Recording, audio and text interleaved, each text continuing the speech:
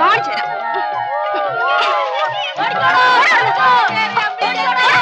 കളിയാക്കുന്നോ? അയ്യടാ, അയ്യോ അയ്യോ. എന്താടി? ആഹാ, നിനക്ക് കടിക്കാൻ കിട്ടിയ ഒരാളെ. എന്തടിച്ചിരിക്കുന്നേ? ഭയങ്കര ധൈര്യശാലിയാണെന്ന് പറഞ്ഞിട്ട് ഒരു നീറ് കടിച്ചപ്പോ വിളിച്ച വിളി കേട്ടില്ലേ?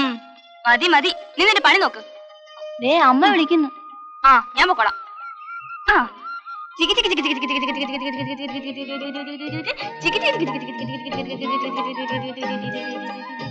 അമ്മേ, തേങ്ങ എവിടെയായിരുന്നു ഇതുവരെ? ഞാൻ തേങ്ങ ഇടുകയായിരുന്നു.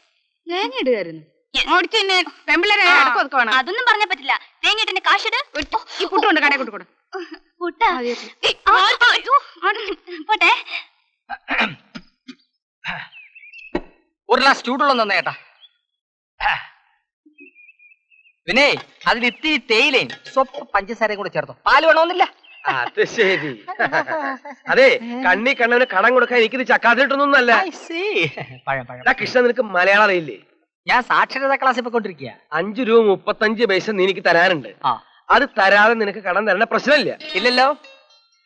ഇല്ല പറഞ്ഞേ. എന്നാ ഒരു ചായയും കൂടി തന്നിട്ട് 6 രൂപയായിട്ട് എഴുതിക്കും. ഇതാരാണെന്നറിയോ? എന്റെ മോളാ. ഞാൻ പകലില്ലാതെ ഗ്ലാസ് കഴിയും മേശ തുടച്ചും ഞാൻ കഷ്ടപ്പെട്ടുണ്ടാക്കണ കാശേ ആർക്ക് വേണ്ടെന്നറിയോ? എന്റെ മോൾക്ക് വേണ്ടിട്ടാ. മോളെ, ആ പുള്ളി പശുവിനെ മാറ്റി കെട്ടിക്കേ.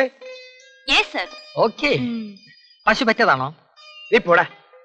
പ്രായമായ പെൺപിള്ളേരെ കൊണ്ട് പശുവിന്റെ നല്ല ഒരു ജീവിയുടെയും കെട്ടഴിച്ച് പിടിക്കരുതെന്നാണ് ശാസ്ത്രം പറയുന്നത്. ഏത് ശാസ്ത്രം? ഭൂമിശാസ്ത്രം. അതിന്റെ പേരൊക്കെ ഇപ്പൊ ഓർമ്മിച്ചുകൊണ്ടിരിക്കാൻ പറ്റൂ? എടാ, ചായക്കട തുടങ്ങുന്നതിന് മുമ്പ് എന്റെ പണി എന്താണെന്ന് നിനക്കറിയോ? പൊന്നുതമ്പുരാന്റെ തൃക്കൈന്ന് വീരശങ്കര മേടിച്ചിട്ടുള്ളവനാ ഈ ഗാമഭാസ്കരൻ നായര്. ഗാമഭാസ്കരൻ നായരുടെ മകള് പുള്ളിപ്പശുവിനെ മാത്രല്ല, വേണ്ടി വന്ന മതമിളകിയ ആനയെ വരെ മാറ്റിക്കിട്ടും. എന്റെ അച്ഛൻ പറഞ്ഞു ഞാൻ കേട്ടിട്ടുണ്ടേ. അതാണ് അങ്ങേര് പറഞ്ഞു തന്ന അവസാനത്തെ കഥ.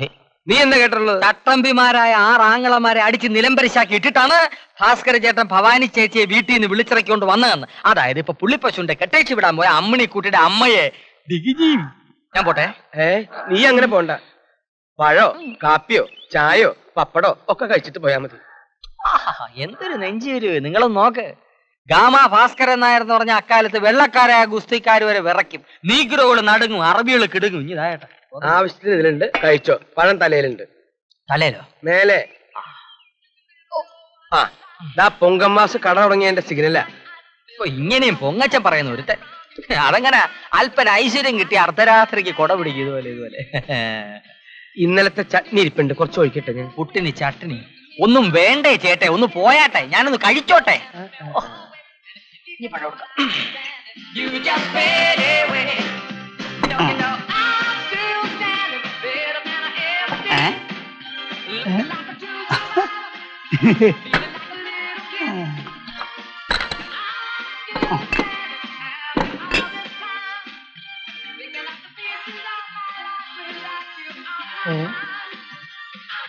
ഈ മൂഷിക ഭരണം കാരണം മുടിഞ്ഞ് കുത്തുപാലെടുക്കേണ്ട ലക്ഷണം.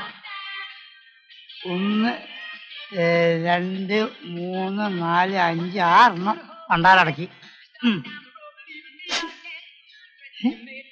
എന്തൊരു നാറ്റം!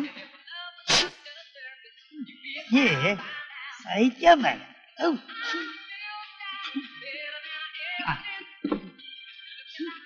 എന്തൊരു നാറ്റം! അല്ല, യക്ഷം മറ്റതിൽ പോയോ?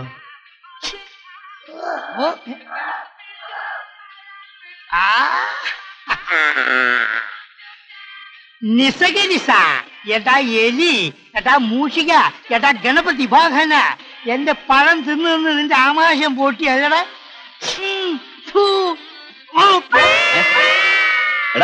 എന്ത് തെമ്മാടത്തിലാണ് കാണിച്ചത്? എലി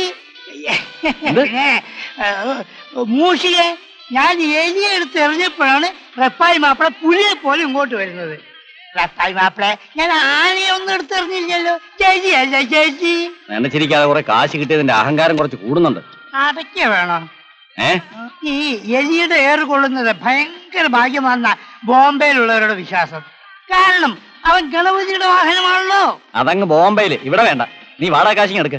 അത് ഞാൻ കൊടുക്കേണ്ടവരെടുത്ത് കൊടുത്തോളാം. ഇനി മുതൽ നിന്റെ കയ്യിൽ നിന്ന് വാടക വാങ്ങാൻ മഹേശ്വരൻ പിള്ള എന്നെയാണ് ചുമതലപ്പെടുത്തിയിരിക്കുന്നത്. അവനെന്താ തരാലോ? അതാരാ പോകുന്നത്? നമ്മുടെ അമൃതം പൊന്നമ്മയല്ലേ? അതാ നോക്ക്. എവിടെ? ആഹാ,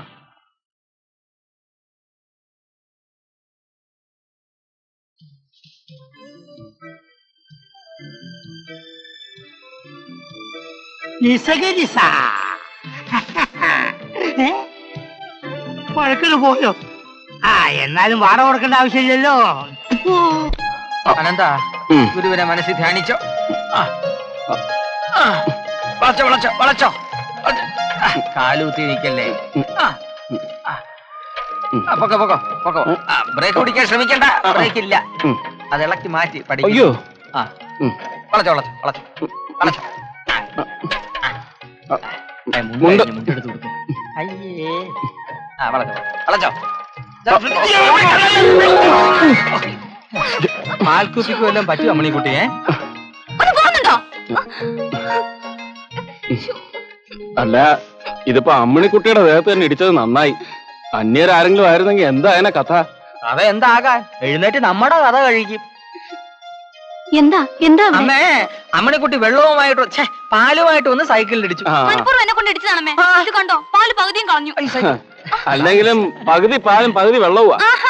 എന്നാലേ നാളെ വന്ന് വേറെ എവിടെയെങ്കിലും വാങ്ങിച്ചാ മതി. അവൻ തമാശ പറഞ്ഞതല്ലേ മോളെ. മൂക്ക് വല്ലതും പറ്റിയോ? ഇല്ലമ്മേ, തമാശ കുറച്ച് കൂടുന്നുണ്ട്. മോള് വാ.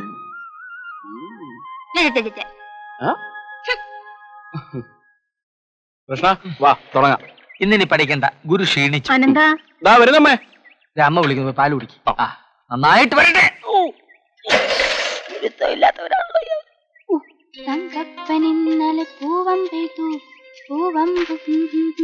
ആഹാ, ടൈപ്പ് പഠിക്കാൻ പോവാണല്ലേ?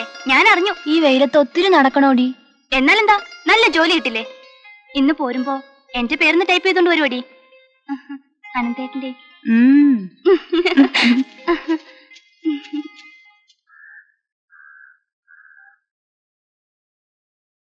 അകത്താളുണ്ട് മനുഷ്യ, അവിടെ ഇരിക്കേ. സത്യം പറഞ്ഞ വൈദ്യര് കൈപുണ്യമുള്ളവനാ. കഴിഞ്ഞ 3 വർഷമായി എന്റെ മനസ്സിലെ വിഷമങ്ങൾ മാറ്റിത്തരുന്നത് വൈദ്യരുടെ മരുന്നാ. അവിടെ ഇരിക്കണം. വായ തുറക്കൂ. വായർക്കൂ. അടച്ചു. വേദനയുണ്ടോ? ഇവിടെ ഉണ്ടോ? യോ അമ്മേ, ഇവിടെയാ ഉള്ളത്. പോയി. ആര്? കരള് പോയി. അയ്യോ. ഒരു കാര്യം ചെയ്യ്, ഇനി ഈ മരുന്ന് വളരെ കുറച്ച് കഴിച്ചാ മതി കേട്ടോ. കുപ്പിയുണ്ടോ? ഇല്ല, ഇവിടെ വെച്ച് കുടിച്ചോട്ട് പോവാ. അപ്പോഴേ ഇവിടെ വെച്ചുള്ള കുടിയൊക്കെ നിർത്തണം. അവനവൻ കുപ്പി കൊണ്ടുവരണം കേട്ടോ. ഇതൊരൊറ്റ വരിക്ക് അങ്ങോട്ട് പിടിച്ചാട്ടെ.